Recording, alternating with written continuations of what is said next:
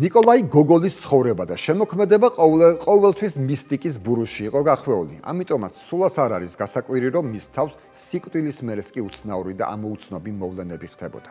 დღემდე არსებობს ლეგენდა, რომ კლასიკოსი მწერალი, რომელსაც სულ ეშინოდა, რომ ცოცხლად დამარხავდნენ, მართლაც ვერ გადაურჩა ბედის წერას. ლეგენდის თანახმად, მისი ცხედარი კუბოში გვერდულად იწვა, სახურავი კი დაფხაჭნელი იყო. მაგრამ ეს ყველაფერი ჭორებია. აი მწერლის გაუჩინარებული თავი კი დღემდე რჩება ამოუხსნელ საიდუმლოდ. ნიკოლაი გოგოლი 1852 წლის 21 თებერვალს გარდაიცვალა მოსკოვში და მისი ცხედარი სვიატო დანილოვის მონასტერში მიაბარეს მიწას. 1909 წელს, ანუ გარდაცვალებიდან 57 წლის მერე საფლავი გახსნეს. ეს მაშინ როცა მწერლის დაბადების 100 წლის იუბილესთან დაკავშირებით საფლავის რეკონსტრუქცია განახორციელეს. მეორედ კი საფლავი უკვე 1931 წელს გაიხსნა. მწერლის ნეშტის სხვა სასაფლაოზე გადასვენების გამო. აი სწორედ ამ გადასვენების დროს აღმოჩნდა, რომ მწერალს თავი არ ჰქონდა. ამ ინფორმაციის გავრცელების მთავარი წყარო მწერალი და მხარეთმცოდნე ვლადიმირ გომბერგი გახდა, რომელიც უშუალოდ იღებდა მონაწილეობას გოგოლის ცხედრის ექსჰუმაციაში. ლიტერატორმა ნარკოვიც გამოაქვეყნა სათაურით გოგოლის ცხედრის გადასვენება. თავად გადასვენების საჭიროება იმის გამო დადგა, რომ სვიატო დანილოვის მონასტერი არასრულწლოვან დამნაშავეთა თავშესაფრად გადააკეთეს. მიმდებარე სასაფლაო კი გააუქმეს. გომბერგი დეტალურად აღწერს, როგორ გათხარეს გოგოლის საფლავი. გოგოლის საფლავს თითქმის მთელი დღის განმავლობაში თხრიდნენ. საფლავი გაცილებით ღრმა აღმოჩნდა, ვიდრე ჩვეულებრივ კრძალავენ ხოლმე. საფლავის გათხრისას მუშები აგურის სარკოფაგს წააწნან, რომელიც არაჩვეულებრივი სიმყარის იყო. თან არანაირი კვალი და ნიშანი იმისა, რომ ამ სარკოფაგში ცხედარი ჩაასვენეს და შემდეგ აგურების ზედაფენით გადაახურეს, არ ჩანდა. ამის მერე მუშებმა სარკოფაგის გვერდითა კედლების გათხრა დაიწყეს და საღამოს როგორც იქნა აღმოაჩინეს, რომ სარკოფაგს შესასვენებელი გვერდიდან ჰქონდა. ანუ თავის დროზე კუბო კი არ ჩაასვენეს, არამედ გვერდიდან შეასვენეს. უკვე შებინდებული იყო, როდესაც კომისიის წევრებმა კუბო გახსნეს და გაოგნებულებმა აღმოაჩინეს, რომ ცხედარს თავი არ ჰქონდა. მწერალი კვამლისფერი სერთუკით იყო დაკრძალული, რომელიც სხვათა შორის კარგად იყო შენახული. სერთუკის ქვეშ პერანგის გადარჩენილი იყო და ძვლის ღილების ადგილზე ჰქონდა. მაგრამ რაც შეეხება თავად ცხედარს, კისრის მალების ზემოთ. მუშებმა საფლავის გათხრისას არა კუბოში, არამედ მიწაში უცხო ადამიანის თავის ქალას იპოვეს. ოღონდ დადასტურებულად დადგენილია, რომ ეს თავის ქალა მწერალს არ ეკუთვნოდა და ვიღაც სხვა ახალგაზრდა კაცის იყო. თავის მემუარებში ვლადიმირ გომბერგი აღიარებს, რომ საფლავიდან სერთუკის ნაწილი მოიპარა და შემდეგ მისგან მკვდარი სულების პირველი გამოცემის ყდა დაამზადებინა. ეს წიგნი მისი პირადი ბიბლიოთეკის მარგალიტი იყო. ლიტერატორს კომისიის სხვა წევრებიც არ ჩამორჩნენ და პირადი კოლექციებისთვის გოგოლის საფლავიდან სხვადასხვა სუვენირები მოიპარეს, მათ შორის ერთი ნეკნი და ფეხსაცმელი, რომელიც გოგოლს ეცვა. თუმცა თავის გაუჩინარების საკითხი ღიად რჩებოდა. სავსებით ცხადი იყო, რომ თავის საფლავის პირველი გახსნისას 1909 წელს მოიპარეს, როდესაც მაშინდელმა კომისიის წევრებმა სავარაუდოდ ასევე რაღაცაები მოიპარეს სუვენირებად. თავის მოპარვის მთავარ ეჭვმიტანილად კი ვაჭარ, კოლექციონერ და მეცენატ ალექსეი ბახროშინს მიიჩნევდნენ.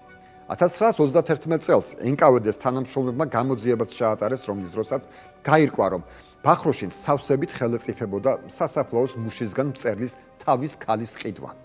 ამის შესაძლებლობა სვიატო დანილოვის მონასტრის ბერებმაც დაადასტურეს. მწერალი ვლადიმირ ხრისტოფოროვი ყვებოდა, რომ ბახროშევის სახლში ორი თავის ქალა ინახებოდა. ერთი იმდროინდელი ცნობილი მსახიობის იჩეპკინის თავის ქალა იყო, ხოლო მეორე თავის ქალა ვის ეკუთვნოდა სიცოცხლეში უცნობი იყო. თუმცა ცნობილია, რომ პატრონი ამ თავის ქალას განსაკუთრებით უფრთხილდებოდა. სპეციალურად ამ თავის ქალისთვის ვაჭარმა ძვირფასის ზარდახშაც დაამზადებინა. საერთოდაც ბევრი საქმეში ჩახედული ადამიანი მიიჩნევდა, რომ ეს თავის ქალა სავსებით შესაძლებელი იყო გოგოლისა ყოფილიყო, რადგან ბახროშენი მიზნის მისაღწევად ყველაფერზე წამსვლელი ადამიანი იყო და რარიტეტების ხელში ჩასაგდებად ძალიან ხშირად მორალურ კანონებსაც გადადიოდა.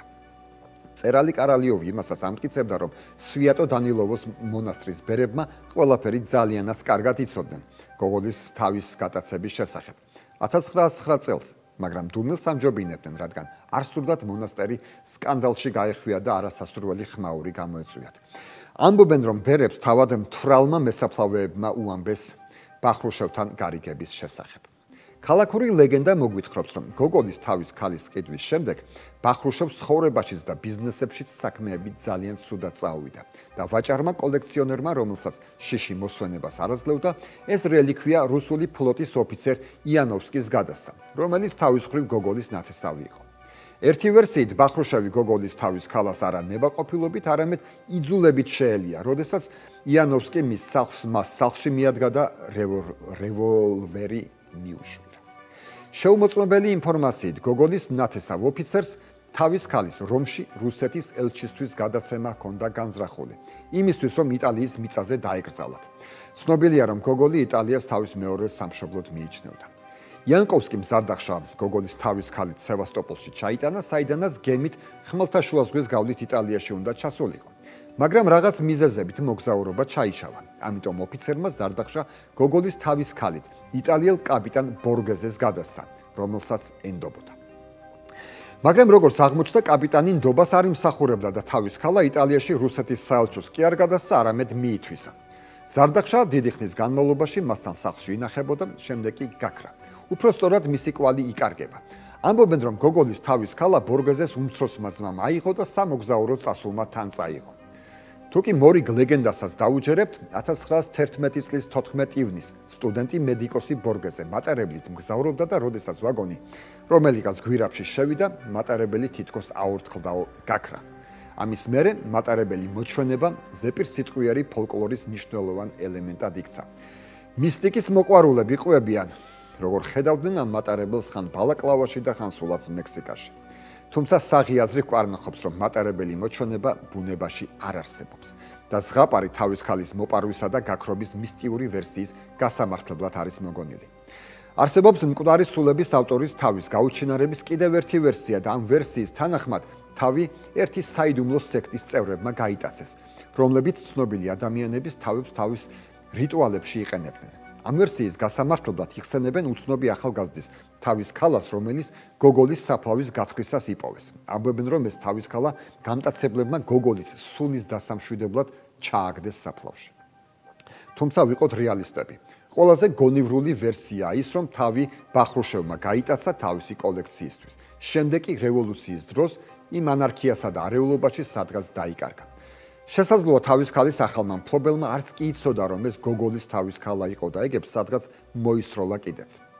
სავარაუდოდ გოგოლის თავის ქალას ვერც ვეღარასდროს იპოვია.